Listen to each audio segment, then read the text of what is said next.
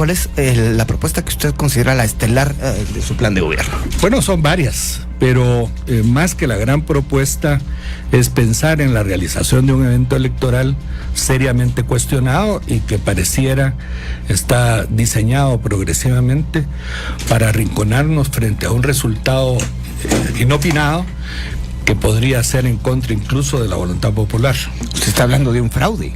Estoy hablando de un fraude desde hace días. Yo tengo un programa de los jueves que se llama Avanza sin Miedo, en donde hemos venido paulatinamente por internet tratando de clarificar el proceso de degeneración paulatina que ha tenido el proceso electoral, y cuya muestra dramática es incluso al día de hoy, a escasos 30 y pico de días de la elección, que todavía se está discutiendo quiénes son candidatos, quiénes no son candidatos, por un lado, y por otro lado, la incertidumbre de tensiones y presiones que se desarrollan en torno al proceso electoral, que más pareciera que tienen el despropósito de evitar la constitución o reconstitución del Estado de Derecho que ha sido roto. Es decir, Guatemala vive de hecho en un rompimiento constitucional. ¿Por qué? Bueno, me parece la pregunta estupenda. Desde luego que hay un rompimiento al orden constitucional, si ha sido violada la Constitución desde el momento en que una judicialización de la política y una politización de la justicia, término que acuñé yo hace 6 años, ha creado de tal manera una dependencia hacia una Corte de Constitucionalidad que no tiene esa función de regular todos los procesos políticos, económicos, sociales del país, y que a través de una figura jurídica que se llama amparo, que tiene otras características de carácter doctrinario, pues se ha apropiado prácticamente de las decisiones de manera totalitaria de la vida política, económica y social de Guatemala. Suena raro, licenciado, que ese sea su máximo interés como candidato. Claro que sí, la restitución del orden. ¿Ustedes están haciendo algo al respecto? Desde luego lo estamos denunciando. Desde hace 4 o 5 meses hemos estado en este propósito. Es más, yo estoy en el proceso electoral con mi credencial tratando de que se restituya el orden constitucional, y el permiso que me da mi credencial para participar en el proceso electoral me hace un fiscalizador del proceso con legítimo derecho a estar presente durante el proceso y en la definición del proceso. Cuando yo señalo que es la única manera de reconstituir el orden constitucional, es porque es la elección, si fuera transparente y clara, la única forma de devolvernos al Estado de Derecho, la singularidad muy peculiar de respeto tal a la Constitución Política de la República. Pero si hay un fraude, ¿quién lo está urdiendo? ¿Quién lo está fraguando? ¿Quién lo está organizando? Bueno, es evidente que hay intenciones muy precisas que se encuentran en una acción bipartita por parte de una facción demócrata del Partido Demócrata de los Estados Unidos a través del ex embajador Tom Robinson, y desde luego una parte de la oligarquía nacional que está consciente de que si no tiene el control político de la nación, esto no es más que una finca. Un país que tiene o depende de 4 productos o 5 productos de exportación, no es un país, es una finca. Y si a ese país le quitamos su soberanía, lo es menos. Y si en lugar de atender las necesidades de la población todavía permitimos que los expatriados por necesidad y hambre sean quienes sostengan la economía nacional, pues la verdad es que es un remedio de país que no tiene ni siquiera la singularidad de ser soberano, libre e independiente. ¿Pues pone en duda las juntas electorales? Desde luego que sí. No el registro no es más. No, las juntas. Perdón, no. Aquí hay 10,000 formas. En los Estados Unidos se planteó la tesis de que había habido fraude electoral con mecanismos que rebasan ya el fraude tradicional de adulterar los votos en las urnas. Eso ya no se usa. Ahora es cibernético. Ahora es de otro tipo, es más. Nosotros, ¿usted es experto en el tema cibernético? No, nosotros estamos proponiendo fiscales, auditores, que sean expertos en la materia.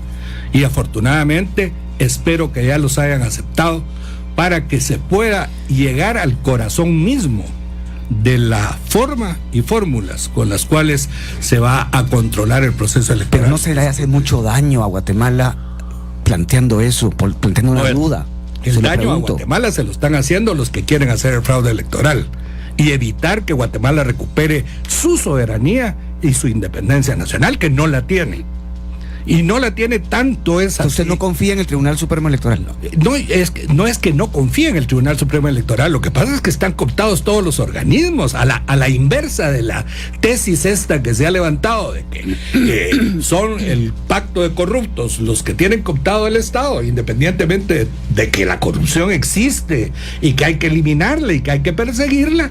La corrupción no puede ser pretexto para singularizar una persecución como se ha dado en Guatemala, que ha tenido la finalidad de eliminar adversarios o de crear confusión e imponer candidatos. Eso es tan obvio.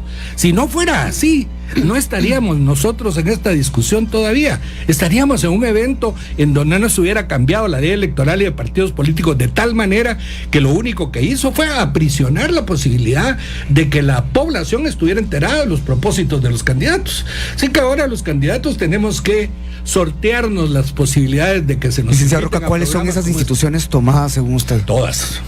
¿La presidencia? No, la presidencia. ¿El Ejecutivo está tomado? No, el Ejecutivo está descartado como parte de la decisión o cumplimiento a cabalidad de las funciones del presidente. ¿El Congreso está tomado según usted? El Congreso está anulado. Bueno, ya van dos. No es que está tomado, está anulado. Pero usted habla de ¿están tomados? Sí, la judicialización de la política y politización de la justicia. Usted habló de instituciones. Sí. Yo le pido seriedad en ese sentido. No, yo soy serio, perdón. Sí. A ver, ¿cuáles son las que están tomadas? La intervención desde los medios de comunicación. Esos son traidores a la patria. Los que quieren hacer sentir al país que está en el ejercicio pleno de un nuevo enfoque. Pero por eso le pregunto, en la presidencia, pero la por favor, presidencia y Congreso, seriedad para llamarme serio, porque yo no voy a permitir que usted me diga que yo no soy serio. No, yo le quiero pedir seriedad en el sentido de que me diga, si usted me dice que las instituciones están tomadas no, estoy hablando de la judicialización de la política y politización de la justicia. Existe. O sea, la justicia, según usted, sí está tomada. Totalmente tomada. Las Cortes, ¿se refiere a la Corte de Constitucionalidad? Especialmente. ¿Corte Suprema de Justicia?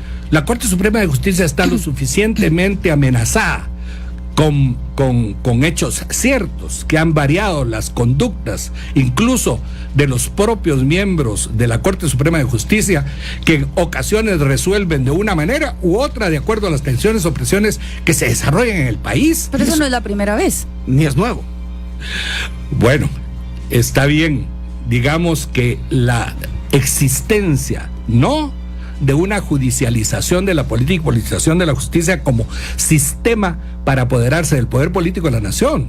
Eso, que haya corrupción en las cortes, ha habido corrupción.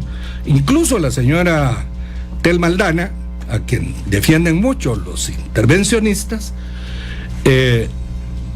llegó a la Corte Suprema de Justicia siendo seriamente cuestionada por la propia CICIG, que dijo que no era idónea para ser miembro de la Corte Suprema o que pertenecía a un grupo al margen de la ley. Bueno, dejémoslo ahí. ¿Cómo cambian las circunstancias para que de una posición de esa naturaleza ahora sea la banderada contra la corrupción y patrocinada por la CICIG? Entonces, y que todo se concentra, entre otras cosas, para tratar de crear la confusión suficiente en el proceso electoral para que todos quedemos satisfechos de un encajonamiento de actividades y actitudes que nos llevan prácticamente a una decisión que va más allá de la voluntad popular desde el momento en que los mismos grupos políticos no tienen ni siquiera la capacidad y libertad de poder hacer campaña política. ¿Y el fraude entonces estaría encaminado a que ganara quién? Mire, hay una perversa sucesión de aspirantes a ser cointerventores del país. Es decir, ahí está la gran fila, y que solo se puede distinguir en lo siguiente: quienes están y han estado de acuerdo con la intervención, de acuerdo con la existencia del Triángulo Norte, de acuerdo con la desintegración de Centroamérica, de acuerdo con todas aquellas actividades que van más allá, pero muchísimo más allá de las decisiones independientes que tiene que tener un país como el nuestro. Y le voy a poner un caso. Naciones Unidas ahora oponiéndose a una ley que se está discutiendo en el Congreso. ¿En qué país que no sea Guatemala, donde se hizo este experimento extraño, donde coincidieron dos esfuerzos que se sumaron porque nos entregamos absolutamente sin ninguna concesión a cambio, si nos entregamos entregados por quienes creían que era el momento de asociarse con esa estructura de poder político nacional e internacional para tomarse el poder en Guatemala? Licenciado Roca, ¿usted cree que la DEA le pide permiso al gobierno de Guatemala para actuar? Pues mire, sería más decente entonces hacer un acuerdo con la DEA. Pero le pregunto. No, yo le digo, sería más decente. Porque yo no he visto, o por lo menos no he notado, que en el caso suyo usted diga que la DEA es intervencionista. Pero la DEA actuó fuera de Guatemala. Pero actúa adentro, usted también lo sabe eso, seguramente como candidato presidencial. Bueno, aquí actúan todos los extranjeros que no tienen límite para apropiarse de nuestra voluntad política y de nuestro compromiso de entregar al país sin ninguna decencia, sin ningún escrúpulo y sin ningún principio por los cuales hemos luchado toda la vida, pero está íntimamente ligada con una lucha absolutamente consecuente con los propósitos de servir el bien común, la justicia social y desde luego evitar que Guatemala se comprometa en un enfoque antinacional que crea las condiciones para que seamos absolutamente explotados en esta visión universal en donde un 10% de la población es dueño del 90% de la riqueza en el mundo, y si hacemos una equivalencia con nuestros peculiares amigos dueños del capital en Guatemala, pues tendríamos una relación equivalente. 10% dueños del 90% del capital, y el capital en control no es sino aquel que ha necesitado justo la intervención del Estado para poder establecer un gobierno mercantilista que favorece exclusivamente la visión de sus intereses. ¿Y cómo revertiría usted esos porcentajes? En primer lugar, democratizando el país, efectivamente. La descentralización fundamental de la política en Guatemala es necesaria. La confrontación, por ejemplo, étnica, que se ha dado históricamente, que incluso se dio desde el punto de vista de distintos matices, que ha creado una multitud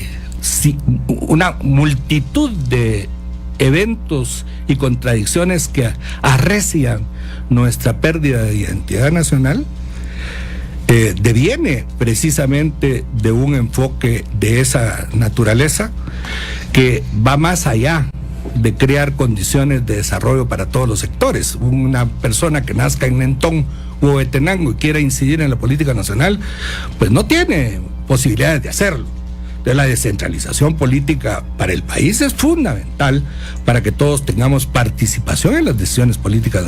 O sea que podríamos resumir su gran propuesta en no solo eso, no solo eso. Digamos, ¿cuál sería el titular de su gran propuesta? Descentralización política, descentralización administrativa, descentralización financiera, regionalización, que sería desde el punto de vista de crear las condiciones para que Guatemala asuma el papel de cabeza centroamericana en el proceso de avanzar hacia el norte, en lugar de que el norte avance hacia nosotros y consuma todas nuestras energías, haciéndonos pueblos dependientes más de lo que somos.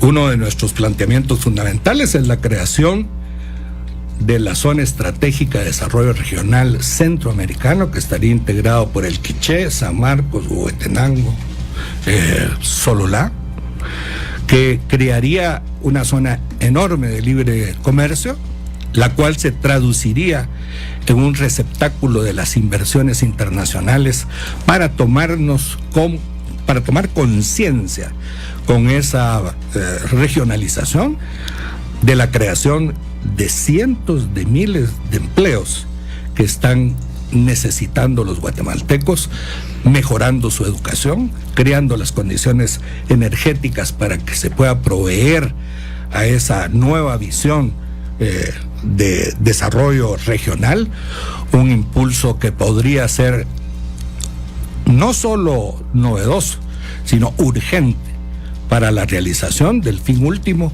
que es servir a la población en todos los sentidos. ¿Cómo se combate la desnutrición en el país y usted concretamente qué va a hacer al respecto? Bueno, la desnutrición se va a combatir cuando exista la suficiente capacidad del Estado para proveer servicios de salud, servicios alimenticios. Desde luego que sí, para la población más débil, y la niñez tendrá que estar muy protegida, y no solo la niñez. ¿Cómo la va a proteger? Mire, con los presupuestos que tiene Guatemala, 89,000 millones de quetzales anuales dispersos en ministerios que duplican sus actividades, y todos tienen asistencialismo con el objeto de crear dependencia de la población para el Estado, en lugar de buscar las formas de crear independencia de la población mediante procesos de desarrollo comunitario, que son fundamentales. Una población que depende total y absolutamente del empleo que le pueda generar el Estado, pues prácticamente es rehén de lo que pueda dar el Estado. Y si el Estado consume el 80% de su capacidad en su capacidad de funcionamiento y administración, y deja nada más un 20% para la inversión, ¿qué se puede hacer con inversiones de esa naturaleza? ¿Qué haría usted con un presupuesto planteado de esa manera? Bueno, en primer lugar, descentralizar el presupuesto general de gastos de la nación a la inversa, es decir, el gobierno central se tiene que transformar en un coordinador del esfuerzo nacional. El presupuesto general de gastos de la nación debe transferirse a las zonas donde se reclama desarrollo con la participación de la comunidad, y serán ellos los que definan el margen de sus propias necesidades y crear las condiciones para que con su participación y su iniciativa puedan tener acceso a tomar decisiones que conlleven procesos de desarrollo económico y social. Entonces, usted habló que se duplicaban algunos de los programas. ¿Cuál priorizaría y cuál eliminaría? Mire, yo creo que en principio tendríamos que revisar la composición del presupuesto general de gastos de la nación en términos de su distribución equitativa en todo el país. Yo creo que el gobierno central debe ser un coordinador del esfuerzo nacional, pero no el ejecutor de todas las políticas del Estado. Entonces, yo mismo creo que las necesidades de la población están íntimamente ligadas a una serie de valores inmediatos sobre los cuales no tienen ninguna decisión. Si no descentralizamos presupuestos y les generamos, fíjese que nosotros planteamos en alguna oportunidad incluso que el 80% del presupuesto general de gastos debiera de quedarse en el interior del país, es un proceso a la inversa, y que el 10% de cada una de esas matrices financieras fuera el que sostuviera el Estado, el gobierno central. Es decir, la descentralización sobre la base del acceso a recursos reales para poder planificar el desarrollo local. Vamos de un tema a otro. ¿Cómo resolvería el problema que esta semana dio noticia otra vez del sistema penitenciario? 2 acciones concretas. Descentralización. Es que no podemos nosotros atenernos a un sistema que está podrido, porque nadie puede negar que prácticamente el Estado de Guatemala está en una crisis total que reclama casi una refundación del Estado. Entonces, esa refundación del Estado tiene que estar sobre otras bases totalmente diferentes. No podemos estar hablando de parchar el sistema penitenciario, porque no tenemos ni los recursos, ni las políticas, ni la capacidad de poder atender Cuando dice no tiene recursos, ¿a qué se refiere? Porque acaba de decir que alcanza de alguna manera el presupuesto, que solo tenían que cambiarlo, vamos a ponerlo a la inversa. ¿Cómo entendemos eso? Bueno, no tenemos recursos, por ejemplo, para seguir teniendo una población en presidios que no tiene ni siquiera la atención directa del control penitenciario, sino que son dueños prácticamente de sus propias actividades internas. No hay manera de poder crear condiciones, y sabemos que hay más de 20,000 reos que ya no debieran de estar detenidos solo porque tienen falencias en el organismo judicial o en el Ministerio Público, que no han atendido sus necesidades. Para que, pues hay que hacer totalmente una revisión absoluta de todo el sistema penitenciario y crear las condiciones para que en ese sistema penitenciario puedan establecerse jerarquías y categorías que nos den la posibilidad de ampliar mecanismos de protección a quienes, no siendo delincuentes de gravedad o de graves delitos, tengan que convivir en condiciones miserables con aquellos reos que por razón de su misma conducta social llegan a tener unas sentencias acorde al delito que han... Muchos temas aquí, candidato. Siendo Sí. usted presidente, ¿cómo actuaría frente a un bloqueo de carreteras? Con toda la energía del caso. Yo creo que parte de la incapacidad de poder tomar decisiones de un gobierno que prácticamente ha sido borrado del escenario de sus decisiones, un organismo ejecutivo que ya prácticamente no existe, un organismo legislativo que prácticamente no está más allá del reducto donde está el Congreso Nacional de la República. Hoy mismo, y yo venía oyendo las noticias de que un grupo de pobladores se opuso a que se interviniera en la toma de una avioneta que supuestamente fue quemada. ¿Qué haría porque en ese caso? actuar con energía. Es decir, ese es un delito. ¿Cómo puede ser que las fuerzas de seguridad no estén presentes? Que el ejército no se atreva a actuar porque sabe que le va a pasar lo que les ha pasado siempre, que después de actuar como fue el caso de Alaska, pues terminan siendo recriminados y El sentenciados. vocero del ejército dijo hoy que no habían actuado porque no está en ley que actúen en esos casos. Mire, pues, Lo dijo hoy hace media hora. Lo oí. Es muy relativo porque ellos tienen, si bien es cierto, como lo dijo el vocero del ejército, que su responsabilidad es la soberanía nacional, también la Constitución habla de la seguridad interna. Lo que sucede es que el principio de autoridad en Guatemala se ha perdido y entonces nadie se atreve en esas condiciones de desorden y anarquía a tomar decisiones correctas, que son las de retornar al orden y la legalidad. ¿Qué haría usted frente al narcotráfico, por ejemplo? Combatirlo. ¿Pero cómo? Bueno, imagínese usted que el narcotráfico, ya hemos visto que si la DEA sabe quiénes son los narcotraficantes, y el problema esencial es con los Estados Unidos, debiéramos de tener un convenio de alto nivel con los Estados Unidos para tratar el tema. El problema de los narcóticos es un problema de salud pública en los Estados Unidos. Ese problema de salud pública reclama una visión distinta. Bien se ha dicho que el muro que quiere hacer el señor Trump en México, es posible que lo voten de allá para acá, no de aquí para allá, los narcotraficantes, sino quienes necesitan de la droga para poder estar en paz con sus propios procesos de vida. En consecuencia, si el problema es el narcotráfico y el problema es la región, nosotros tenemos que tocar el tema como región y llegar a acuerdos de alto nivel con los Estados Unidos. Ahí no tiene nada que ver las Naciones Unidas, ni tiene nada que ver la OEA. Son acuerdos bilaterales o regionales que puedan entender que juntos... O sea, usted eso no lo ve como una intervención. ¿Cuál? Eso, digamos un acuerdo. Trabajo Es que un acuerdo no es una intervención. No, le pregunto. Depende. El caso de la DEA, usted no lo ve como depende de los términos del convenio. Si el convenio tiene aristas de múltiples facetas, si los negociadores son malos negociadores, tendrán una intervención mayor. Si el interventor interviene porque le permiten que intervenga, pero si se le marcan límites a un convenio de alto nivel en donde los dos estados sean beneficiados, pueden haber muchísimas salidas para un tema como el ataque y confrontación desde el punto de vista de la erradicación, que no va a ser tan pronta, del narcotráfico y las drogas. Licenciado, ¿quiénes integrarían su gabinete? Mire, yo pretendo desde un principio, dadas las circunstancias del país, convocar a un gobierno de unidad nacional. No podemos pensar en un gobierno de partido, y lo sabemos en el partido, y creo... ¿Eso por convicción o porque no tienen equipo?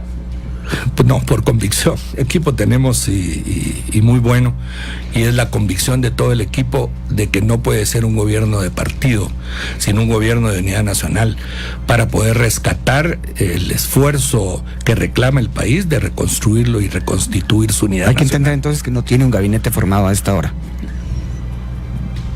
Es que no es necesario un gabinete formado cuando uno pretende hacer un gobierno de unidad nacional sobre la consulta de la participación de distintas fuerzas políticas. ¿Nombraría ministros a líderes de otros partidos políticos? Sí, es posible. ¿Nos podría dar algún ejemplo?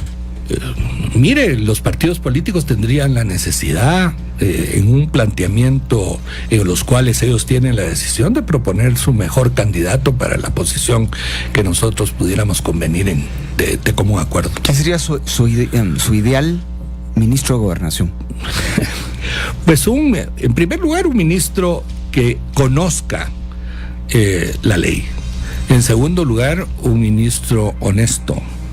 En tercer lugar, un ministro que esté y se haga responsable de sus actos sin temer nada más que al principio de legalidad. ¿Dejaría algún ministro de este gobierno? A las presiones políticas, perdón. ¿Dejaría algún ministro de este gobierno? No, desde luego que no. ¿A ninguno? ¿Por qué?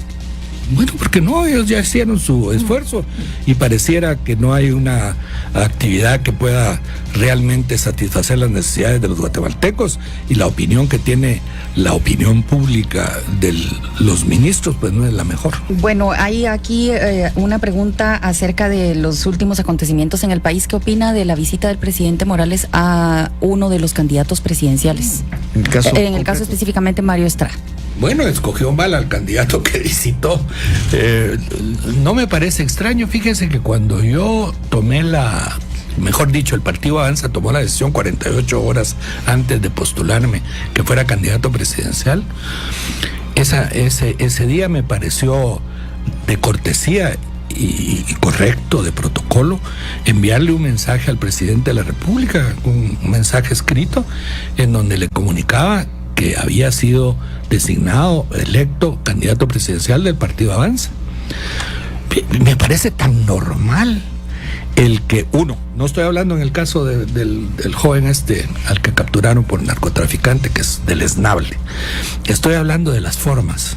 Entonces, si yo voy a plantar mi tienda de campaña frente al Palacio Nacional como un general que pretende entrar a tomar esa Bastilla, lo menos que le puedo avisar al que está adentro es: mire, aquí estoy listo para tomar posesión de mi papel de opositor a su gobierno. Eso me parece normal, como me parece normal que el presidente llame al candidato que gana las elecciones y le ofrezca su colaboración para la transición presidencial. Lo que sucede es que quizá el error fue haber sido acompañado de tanto aparato, pues, porque una visita a un candidato presidencial, por ejemplo, pues se podría hacer incluso una invitación. Yo recuerdo a Roberto Carpio, cuando era vicepresidente, que invitó a todos los candidatos al Parlamento Centroamericano a un cóctel en su vicepresidencia. Y, o sea, llevó a los candidatos a la vicepresidencia. No fue a visitar ninguno. Lo llevó a la vicepresidencia. Por eso le digo, en ese tipo de relaciones, el exceso fue haberse creado esa relación que va desproporcionada en relación a una visita que pudo haber sido normal. En términos ya sea de que el presidente les pueda ofrecer un cóctel a todos los candidatos presidenciales, lo que parecería democrático y sensato en medio de tanta controversia y confrontación. Malo el hecho de haber llegado con su gabinete, malo el hecho de haber estado tanto tiempo, malo haber utilizado el helicóptero del anfitrión. Malo porque el presidente no necesita ese tipo de apoyos logísticos para conducirse de un puesto o de un lugar a otro. Si está en una visita, ahí están helicópteros. Usted como presidente no lo hubiera hecho. No lo hubiera hecho. ¿Y cómo lidiaría con situaciones como las del dirigente sindical Joviel Acevedo? Fíjese que es un tema interesante porque el tema del magisterio se tendrá que tratar con mucha prudencia, no en términos de yo voy a matar a Joviel o voy a asesinar o lo voy a meter a la cárcel. No, se mete a la cárcel al que está delinquiendo, no al que está dirigiendo. En consecuencia, con Joviel Acevedo como secretario del sindicato de magisterio más importante, lo que se tiene que hacer es entender que los trabajadores del Estado no son trabajadores del Estado, sino son trabajadores del pueblo, y que el alumno, el estudiante, es el fin último del magisterio y del mismo maestro. En consecuencia, yo realizaría mi tarea de hacer mi plan de atención al niño, al joven, más allá de lo que pudieran pensar los maestros en términos de su organización y sus intereses. Licenciado, ¿por qué usted ha dicho que se enorgullece de haber sido diputado del Parlacén? Es un honor enorme haber inaugurado el Parlamento Centroamericano. Lamento mucho que quien firmó la creación del Parlamento Centroamericano ahora, en una actitud demagógica, pretenda que el Parlamento Centroamericano no tenga diputados por parte de Guatemala, por lo menos en su facción política. ¿A quién se refiere? A Edmond Mulet. El Parlamento Centroamericano debe constituir el Senado de Centroamérica. Es una estructura que la única finalidad que tiene es establecer los mecanismos para favorecer la integración centroamericana. En una visión económica en donde Centroamérica es el segundo consumidor de Centroamérica, después de los Estados Unidos. Es decir, nuestra economía se sustenta mucho ya por el consumo de Centroamérica. El 32% de los Estados Unidos, 29%. Pero la gente va a buscar trabajo a Estados Unidos, precisamente los que integran el Triángulo Norte. Sí, precisamente por eso.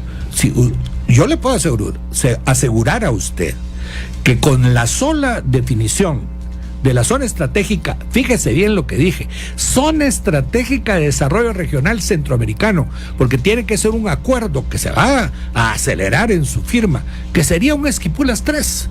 Esquipulas 1 fue el de La Paz, ya nadie se recuerda que estábamos en guerra en los 80.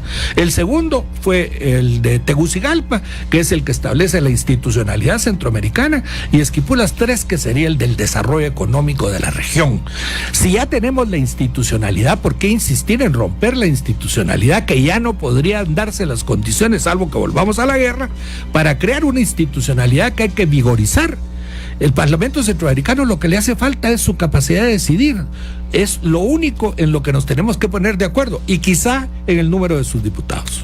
¿Qué presidentes de Guatemala admira usted? 3, por ejemplo. Especialmente uno, Juan José Arevalo. Yo ahí me quedo, porque lo marqué como lo conocí tan bien, tan intensamente, que lo marqué como mi referente, como mi ideal de presidente. Es por eso que me cuesta tanto dispuesto a aceptar el liderazgo de cualquiera. ¿Y qué siente cuando describen como comunista a Juan José Arévalo? Es que no lo es. Yo tengo una carta de Juan José Arévalo en mi despacho en donde claramente se ve que nunca fue comunista. Es decir, nadie que ame la democracia como yo puede ser comunista. En primer lugar, porque el comunismo es la fase final de una teoría económica y política que es el marxismo, que se fue planteado en 1848 en el manifiesto del Partido Comunista como su documento de despegue de Marx y Engels, y que le agregó la tipología de la lucha revolucionaria a Lenin. Pero no hay en el mundo ningún país que haya llegado a la etapa de ser un partido comunista, porque usted ha escuchado que últimamente se menciona mucho eso, este es comunista, tal y tal piensa si es comunista, en las redes sociales se ve mucho. Sí, pero la formación política de la población a partir de la caída del muro de Berlín es cero. No tenemos formación política ni en los políticos. De hecho, aun cuando aprecio y respeto a mi partido político desde el punto de vista estructural, en la sociedad no existen partidos políticos. Los partidos políticos han sido sustituidos por la llamada sociedad civil, que prácticamente ha asumido, lo hemos visto en esta etapa, la señora Helen Mack, por ejemplo, viendo la policía, si hay deficiencias de la policía, pues por favor, pidámosle cuentas a la señora Mack. Deficiencias, ¿por qué? Porque lo que han pretendido en la sustitución de los partidos políticos, ya con un sesgo ideológico y político, es tomarse el poder. ¿Qué opina del CACIF en ese sentido? Bueno, que ha sido un órgano que ha sido tan flexible en su visión y protección de sus propios intereses, que terminó siendo rehén de las circunstancias, rehén complaciente, ni siquiera rehén deliberante, porque el CACIF se ha plegado total y absolutamente a la intervención, traicionando los intereses de la población, que por no ser parte del proceso productivo del país, porque está al margen, un país que tiene la palma africana, el café, como productos básicos de exportación, palma africana, café y cualquier otros dos productos más. Ese no es un país, es una finca, y esa finca tiene dueños, y esos dueños han impedido, cooptando el sistema político, que la riqueza pueda justamente atender las necesidades de los pobres. ¿De qué vive usted? Soy abogado y notario, de lo que he vivido siempre. Tengo mi bufete activo. Soy un profesional del derecho que nunca ha vivido de la política. ¿Cuál es el peor momento de los últimos 3 años y medio para usted que ha vivido el país? Los 3 años. 3 años y medio, los 3 años. Los 3 no hay un años. momento que usted destaque. Terrible los 3 años, porque fue la conspiración más estructurada que yo he visto en mi vida, al grado de que se nos escapó la soberanía, se nos escapó la independencia, y ahora mismo somos un país ocupado. Todo listo, buenos días. ¿Qué tal? Buenos días, candidato. Le comento rápidamente 6 opciones sobre la mesa. Puede escoger una, nos dice qué tema le ha tocado y pues en un minuto si puede desarrollar el tema. ¿Qué tema le ha tocado? Prostitución. ¿Cuál es su opinión sobre Mire, cuando yo estudiaba ciencias políticas en la Escuela Interamericana de Educación Democrática, nos ponían en el escenario a improvisar un discurso de 3 minutos sobre la palabra que se le ocurriera a los que estaban frente a nosotros. Si me hubieran puesto en ese momento a hablar sobre prostitución, no se me hubiera ocurrido las menas o mujeres que cobran por tener una relación sexual, si no hubiera asociado, porque esa era mi función, asociar cualquier palabra con el tema político. Y desde luego la prostitución, con lo que más se me asocia es con la corrupción, la prostitución de las funciones de un Estado que prácticamente se ha borrado del escenario de la sociedad y que prácticamente ha creado las condiciones para que haya una anarquía progresiva, creciente y degenerativa de toda nuestra sociedad y de todas nuestras posibilidades de desarrollo. El sistema está prostituido en su totalidad, y justo por eso es que nos quieren imponer un sistema al margen de la voluntad popular, porque creen que somos incapaces de poder decidir nuestro destino. Pues bueno, hasta aquí llegamos entonces con la entrevista. Muchas gracias a Danilo Roca del partido Avanza por haber estado con nosotros hoy acá, y solo le dejamos ahora medio minuto para que usted dé un último mensaje, digamos, a la audiencia. Bueno, yo les llamo la atención en el sentido de estar alertas al proceso, de estar vigilantes del proceso. Yo quisiera decirles que somos la opción que reclama el país en este instante, en este momento, porque tenemos conciencia de nuestra identidad, de nuestra nacionalidad, de nuestra soberanía, de nuestra independencia y nuestra libertad. Los invito a que compartan conmigo ese entusiasmo por revivir esos valores que nos han prácticamente borrado de la conciencia nacional. Invito al pueblo de Guatemala, entonces, a que se constituya en el principal operador de la democracia, salvando a Guatemala.